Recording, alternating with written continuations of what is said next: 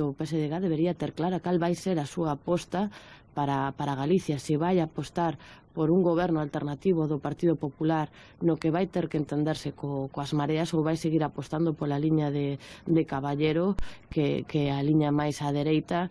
Eu creo que tamén sería como unha especie de espello do que representa Susana Díaz no Estado, non?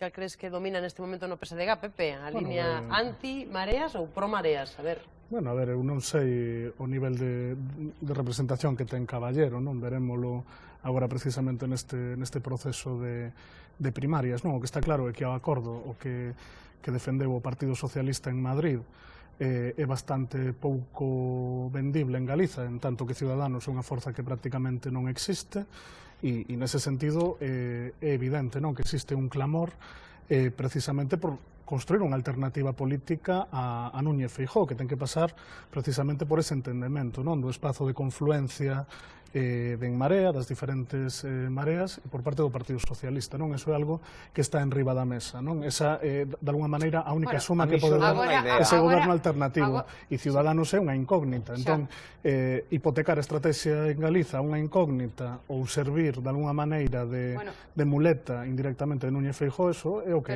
non é vendible, non? Porque as alternativas nas diferentes cidades onde gobernan as mareas non son o PSDG, son o Partido Popular. O que é evidente que en Santiago, na Coruña e en Ferrol, a alternativa que hai aos gobernos das mareas é o Partido Popular. Entón, quero dicir, iso é certo. Bueno, pois, entón, seguiremos con este tira-puxa, e despois temos que lembrar tamén que en Lugo sí que houve unha lealdade institucional a hora de aprobar os orzamentos, que non se deu, por exemplo, no Concello da Coruña ca Marea Atlántica, onde se puxo un freno.